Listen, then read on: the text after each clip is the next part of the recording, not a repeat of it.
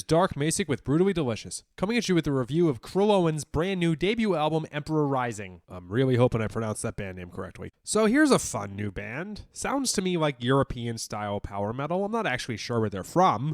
Sweden. Thanks, Metal Archives. As one might expect, we're dealing with some high fantasy lyrics. I don't know whether there is an entire saga here a la Rhapsody, but when you got song titles like Prince of Caledor and Return to Melnibone, I hope I'm pronouncing that right, it hints towards their own kind of mythos. Stylistically, I thought this was a good marriage of, say, Freedom Call and Glory Hammer and Frozen Crown.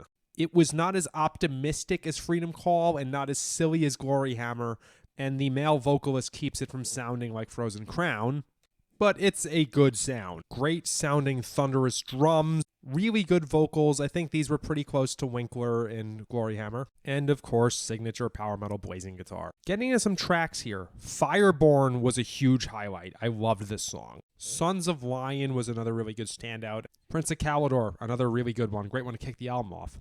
Going through the first couple of songs, something I noticed was that there was not like a hit single. I very much like this style of music, but there's not a song in the first four that I would like go out of my way to listen to on the subway in the morning. And that's when the title track came in, because Emperor Rising was just such a great bombastic track with such a good chorus, very memorable. I think it's easily the best track on the album and a well-deserved title track. When listening to the song Break of Dawn, I remember thinking this would be a great set closer. Just something about the drum pattern and the vibe of it. Like this, it's primal.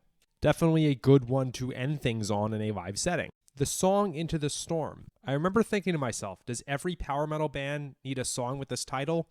Obviously, Blind Guardian and Gamma Ray being the two most prominent. Also Tear. But this song's chorus is really good, so hey, take it. And the last track, Angel's Sacrifice. This was a great track, a great one to close things on. Maybe this was the good set closer on the album. And just what a great title. A certain insurrectionist band had a song called Angel's Holocaust. I think Angel's Sacrifice just hits way better. So what a great debut. Might be the finest Swedish power metal debut since Twilight Force's first album. I should have said this earlier, but at some parts I was reminded of Lost Horizons, but less memey. I intend that in a good way. Dudes, I hope you go far. I will catch you if you ever tour the US. Rock on.